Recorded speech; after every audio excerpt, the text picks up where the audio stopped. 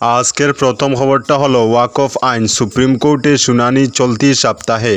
ওয়াকফ সংশোধনী আইনের বিরুদ্ধে বৃহৎ আলোচনার মধ্যে সুপ্রিম কোর্ট চলতি মাসের 15 বা 16 তারিখে শুনানি করবে। প্রধান বিচারপতি সঞ্জীব খান্নার নেতৃত্বাধীন একটি বেঞ্চ এই সংশোধনী আইনের উপর দাখিল 10টি আবেদনের শুনানি করবে।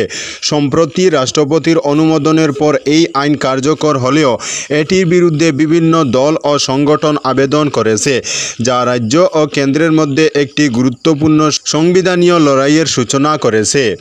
বিভিন্ন রাজনীতিবিদ, অল ইন্ডিয়া মুসলিম পার্সোনেল ল বোর্ড ও জমিয়তে উলামায়ে হিন্দ সহ 10টিরও বেশি পিটিশন নতুন ওয়াকফ আইনের বৈধতাকে চ্যালেঞ্জ জানিয়ে শীর্ষ আদালতে দায়ের করা হয়েছিল।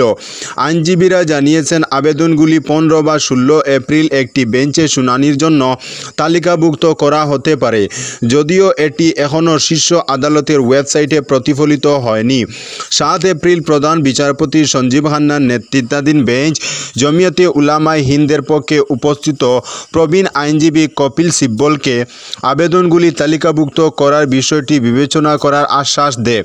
রাষ্ট্রপতি দ্রৌপদী মুর্মু 5 এপ্রিল ওয়াকফ সংশোধনী বিল 2025-এ তার সম্মতি দিয়েছিলেন। রাজ্যসভায় 128 জন সদস্য এর পক্ষে এবং 95 জন বিপক্ষে ভোট দেন, আর লোকসভায় 288 জন সদস্য এর পক্ষে এবং 232 জন এর বিপক্ষে ভোট দিয়ে বিলটি পাশ করেন। আজকের পরবর্তী খবরটি হলো ওয়াকফ সংশোধনী আইন সুপ্রিম কোর্টে মামলা প্রথম অমুসলিম মহিলার। সাংসদ মহুয়া মৈত্র ওয়াকফ সংশোধনী আইনের 3C দ্বারা স্থগিতাদেশ চেয়ে সুপ্রিম কোর্টে মামলা দায়ের করেছেন। কৃষ্ণনগরের এই সংসদ সদস্য প্রথম অমুসলিম মহিলা হিসাবে এই আইনকে চ্যালেঞ্জ জানালেন। তার আগে অমুসলিম হিসাবে আরজেডি নেতা মনোজ ঝা মামলা করলেও মহুয়ার আবেদনে নতুন রাজনৈতিক ও সামাজিক বিতর্কের সূত্রপাত হয়েছে। এই আইনের বিরুদ্ধে স্থগিতাদেশ চাওয়ার যুক্তি হিসাবে তৃণমূল সাংসদের তরফে জানানো হয়েছে, বেআইনি সম্পত্তি বলে একবার কোনো কিছু বাজেয়াপ্ত করে নিলে তা আর ফেরানো যাবে না। প্রসঙ্গত, ইতিমধ্যেই উত্তরপ্রদেশ সরকার বেআইনি ওয়াকফ সম্পত্তি বাজেয়াপ্ত করা শুরু করেছে। সংবিধান প্রদত্ত সংগঠন বা সমিতি তৈরির স্বাধীনতা, জীবন ও ব্যক্তিগত স্বাধীনতা, সম্পত্তির অধিকার সংক্রান্ত দ্বারা উল্লেখ করে মহুয়া তার বিবৃতিতে জানিয়েছেন, নতুন আইনের মাধ্যমে এগুলি লঙ্ঘিত হচ্ছে। আগামী বুধবার 16 এপ্রিল এই মামলার শুনানি হতে পারে বলে আশা করছেন মহুয়া। আজকের পরবর্তী খবরটি হলো নতুন ওয়াকফ আইন প্রচারে জোর সংঘের মুসলিম শাখার। বিরোধীদের যাবতীয় অভিযোগ ও প্রচার ভেস্তে দিতে এবার ওয়াকফ সংশোধনী আইন নিয়ে পাল্টা প্রচারের রাস্তায় নামছে সংঘ পরিবার। সদ্য পাশ হওয়া ওই আইন নিয়ে সংঘের মুসলিম সংগঠন মুসলিম রাষ্ট্রীয় মঞ্চ দেশ জুড়ে শতাধিক সাংবাদিক বৈঠক এবং 500 সেমিনারের আয়োজন করবে।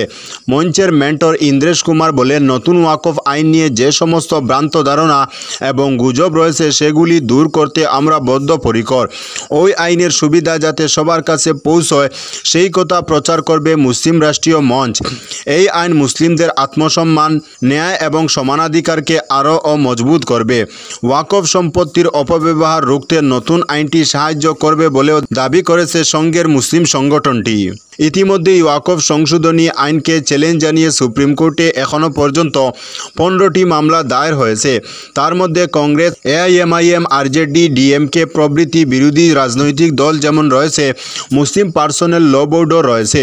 ওই মামলাগুলির যাতে একতরফা শুনানি না হয় সেই জন্য কেন্দ্রীয় সরকার মঙ্গলবার সুপ্রিম কোর্টে একটি কেভিয়েট দাখিল করেছে। 16 এপ্রিল ওই মামলাগুলির একত্রে শুনানি হবে শীর্ষ আদালতে। আজকের পরবর্তী খবরটি হলো ওয়াকফ আইনের বিরুদ্ধে মণিপুরে ব্যাপক বিক্ষোভ। ভারতে বিতর্কিত মুসলিম ওয়াকফ সংশোধনী আইন কার্যকরের প্রতিবাদে দেশটির বিভিন্ন স্থানে বিক্ষোভ অব্যাহত রয়েছে। ব্যাপক এই বিক্ষোভের আঁচ লেগেছে ভারতের উত্তর পূর্বাঞ্চলীয় রাজ্য মণিপুরেও। রাজ্যটির ইম্ফল উপত্যকার কিছু অংশে ওয়াকফ আইনের বিরুদ্ধে ব্যাপক বিক্ষোভ হয়েছে, আর এই বিক্ষোভে অংশ নিয়েছেন হাজার হাজার নারী, পুরুষ ও শিশু। মঙ্গলবার রাতে এক প্রতিবেদনে এই তথ্য জানিয়েছে ভারতীয় সংবাদ মাধ্যম এনডিটিভি। সংবাদ মাধ্যমটি বলেছে, সংশোধিত ওয়াকফ আইনের বিরুদ্ধে মণিপুরে বিক্ষোভ অব্যাহত রয়েছে এবং মঙ্গলবার ইম্ফল পূর্বের হাজার হাজার নারী, পুরুষ ও শিশু বিক্ষোভ সমাবেশে অংশ নিয়েছিল। বিভিন্ন এলাকায় আয়োজিত এই বিক্ষোভে মুসলিম অধ্যুষিত 3টি প্রধান এলাকার মানুষ অংশ নিয়েছেন। বিক্ষোভকারীরা এদিন মানববন্ধন করেন এবং বিতর্কিত এই বিলের বিরুদ্ধে স্লোগান দেন এবং বিক্ষোভ সমাবেশ করেন। এর আগে দিন দুয়েক আগে বিতর্কিত মুসলিম ওয়াকফ সংশোধনী বিল পাশের প্রতিবাদে মণিপুরে ভারতীয় জনতা পার্টি অর্থাৎ বিজেপির এক নেতার বাড়িতে আগুন দিয়ে বিক্ষুব্ধ জনতা। বিজেপির ওই নেতার নাম আকসার আলী এবং তিনি সংগঠনটির সংখ্যালঘু মোর্চার মণিপুর সভাপতি। আজকের পরবর্তী খবরটি হলো ওয়াকফ আইন বাতিলের দাবিতে ভারত জুড়ে সহিংস বিক্ষোভ, বন্ধ ইন্টারনেট। নতুন ওয়াকফ আইনের প্রতিবাদে ভারত জুড়ে প্রতিবাদ শুরু হয়েছে। কলকাতা সহ পশ্চিমবঙ্গের জেলায় জেলায় চলছে বিক্ষোভ। এবার উত্তেজনা বীরভূমের মুরারইতে। বুধবার সেখানে প্রতিবাদ বিক্ষোভ সমাবেশ করে তৃণমূল। বিক্ষোভে দলীয় সাংসদদের বিরুদ্ধে স্লোগান, সেলাইন এমপিকে মানি না, মানব না। তৃণমূল কর্মীরা সাংসদের নাম নেননি, তবে অনুমান করা হচ্ছে বীরভূমের সাংসদ শতাব্দী রায়ের উদ্দেশ্যেই এই স্লোগান। ওয়াকফ সংশোধনী বিল পাশের দিন 3 এপ্রিল সংসদে উপস্থিত ছিলেন না সাংসদ। পরে নিজের অনুপস্থিতির কারণ জানিয়ে শতাব্দী দাবি করেছিলেন তিনি অসুস্থ হয়ে হাসপাতালে ভর্তি ছিলেন, সেলাইন চলছিল, তাই তিনি সংসদে যেতে পারেননি। শতাব্দীর ব্যাখ্যায় খুশি হতে পারেননি তৃণমূল কর্মীদের একাংশ। সেই সময় এই নিয়ে সোশ্যাল মিডিয়ায় ক্ষোভ ঝাড়ছেন অনেকে। এবার সেই ক্ষোভ নেমে এসেছে রাস্তায়। মুরারই এলাকা থেকে সবচেয়ে বেশি ভোট পেয়ে জয়ী হন শতাব্দী। ওয়াকফ আইনের প্রতিবাদে রাজ্য জুড়েই পথে নেমেছে সংখ্যালঘু সমাজের একাংশ। মঙ্গলবার জঙ্গিপুরে 12 নম্বর জাতীয় সড়ক অবরোধ করে বিক্ষোভ করেন তারা। অবরোধের সময় রাস্তা থেকে তাদের সরাতে পুলিশের সঙ্গে খণ্ডযুদ্ধ বাধে। পুলিশের গাড়িতে আগুন দেওয়া হয়। জারি হয়েছে 163 ধারা। বন্ধ করা হয়েছে ইন্টারনেট। যদিও বুধবার মহাবীর জয়ন্তী উপলক্ষে নেতাজি ইনডোর স্টেডিয়াম থেকে সংখ্যালঘুদের উদ্দেশ্যে আশ্বাস দিয়েছেন মুখ্যমন্ত্রী মমতা বন্দ্যোপাধ্যায়। তিনি বলেন, আপনারা কষ্ট পেয়েছেন, তবে চিন্তা করবেন না, দিদি রয়েছে। দিদি আপনাদের সম্পত্তি রক্ষা করবে। বাংলায় এমন কিছু হবে না যার জন্য বিভাজন সৃষ্টি হতে পারে। আজকের পরবর্তী খবরটি হলো পাতারকান্দি সমজেলায় প্রথমবার স্ট্রং রুমের ব্যবস্থা, নিরাপত্তা নিশ্চিত করতে তৎপর প্রশাসন। পাতারকান্দি সমজেলা ঘোষণার পর এই প্রথমবারের মতো অনুষ্ঠিত হতে চলেছে পঞ্চায়েত নির্বাচন। নির্বাচন ঘিরে এখন পাতারকান্দি জুড়ে চলছে ব্যাপক প্রস্তুতি। স্থানীয় সমজেলা প্রশাসন থেকে শুরু করে জেলা প্রশাসন পর্যন্ত সকলে একযোগে কাজ করে চলছে যাতে নির্বাচনী প্রক্রিয়া নির্বিঘ্ন ও সুষ্ঠুভাবে সম্পন্ন হয়। ভোট গ্রহণ থেকে শুরু করে ফলাফল ঘোষণার আগ পর্যন্ত প্রতিটি ধাপ সুসংগঠিত ও সুশৃঙ্খলভাবে পরিচালনা করার জন্য প্রশাসনিক স্তরে দফায় দফায় বৈঠক অনুষ্ঠিত হচ্ছে। সরকারি আধিকারিকদের নিয়ে প্রতিটি দফায় বিশেষ প্রস্তুতি সভা করে প্রতিটি বিষয় খতিয়ে দেখা হচ্ছে। সেই ধারাবাহিকতায় এবার পাতারকান্দি সমজেলায় প্রথমবারের মতো গড়ে তোলা হয়েছে স্ট্রং রুমের সুব্যবস্থা, যেখানে নির্বাচনের যাবতীয় রেকর্ড এবং ইভিএম সুরক্ষিতভাবে সংরক্ষিত থাকবে। সমজেলা আধিকারিক মিনার্বা দেবী আরামবামের নেতৃত্বে এই স্ট্রং রুমের নিরাপত্তা ও কার্যকারিতা পর্যবেক্ষণ করা হয়েছে। তার সঙ্গে উপস্থিত ছিলেন 2 অতিরিক্ত জেলায়ুক্ত রুহনমন তেরন ও রূপক মজুমদার এবং পাতারকান্দি সার্কেল অফিসার বলিন বাবা বালারি। স্ট্রং রুম পরিদর্শনের সময় সমস্ত নিরাপত্তা ব্যবস্থা ও প্রস্তুতির দিকগুলি খতিয়ে দেখা হয়। আজকের পরবর্তী খবরটি হলো জেলা পরিষদ ও আঞ্চলিক পঞ্চায়েতে মনোনয়ন দাখিল বিজেপি প্রার্থীদের। পঞ্চায়েত নির্বাচনে প্রার্থীদের মনোনয়নপত্র জমা দেওয়ার প্রক্রিয়া শুরু করল শাসক দল বিজেপি। জেলা পরিষদ, আঞ্চলিক পঞ্চায়েত ও গ্রুপ সদস্যের দলীয় প্রার্থীরা মনোনয়নপত্র দাখিল করেছেন। বৃহস্পতিবার বরখলা, দোলাই ও শিলচর বিধানসভা কেন্দ্রের অন্তর্গত বিভিন্ন গ্রাম পঞ্চায়েত এলাকার জেলা পরিষদ ও আঞ্চলিক পঞ্চায়েতের প্রার্থীরা তাদের মনোনয়নপত্র জমা করেছেন। এদিন বরাক উপত্যকা উন্নয়ন বিভাগের মন্ত্রী কৌশিক রায়, সাংসদ পরিমল শুক্লবৈদ্য ও শিলচরের বিধায়ক দীপায়ন চক্রবর্তী, দোলাই বিধায়ক নিহার রঞ্জন দাস সহ বিজেপির জেলা সভাপতি রূপম সাহার উপস্থিতিতে জেলা পরিষদ ও আঞ্চলিক পঞ্চায়েতের প্রার্থীরা মনোনয়নপত্র জমা দেন। সংবাদ মাধ্যমের সঙ্গে কথা বলতে গিয়ে মন্ত্রী কৌশিক রায়, সাংসদ ও বিধায়ক সহ দলের অন্যান্যরা জানান, এবারের পঞ্চায়েত নির্বাচনে শাসক দল বিজেপি কাছাড় জেলায় সর্বশ্রেষ্ঠ প্রদর্শন করতে যাচ্ছে। জেলার 25টি জেলা পরিষদ ও 162টি আঞ্চলিক পঞ্চায়েত পদে বিজেপি মিত্রজোট শতকরা 100% প্রার্থী দিতে সক্ষম হয়েছে।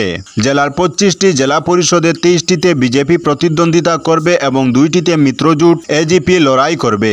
আজকের পরবর্তী খবরটি হলো গুমের ঔষধ খাইয়ে লুটপাট করে এল্টো নিয়ে পালালেও রেহাই মিলল না, গ্রেফতার 3 শ্রমিক। শ্রমিক সেজে এক বাড়িতে কাজ করতে এসে বাড়ি মালিকের ঘরের সবাইকে ঘুমের ঔষধ খাইয়ে সোনা গয়না টাকা পয়সা সহ একটি অ্যাল্টো গাড়ি নিয়ে পালালেও শেষ রক্ষা হলো না।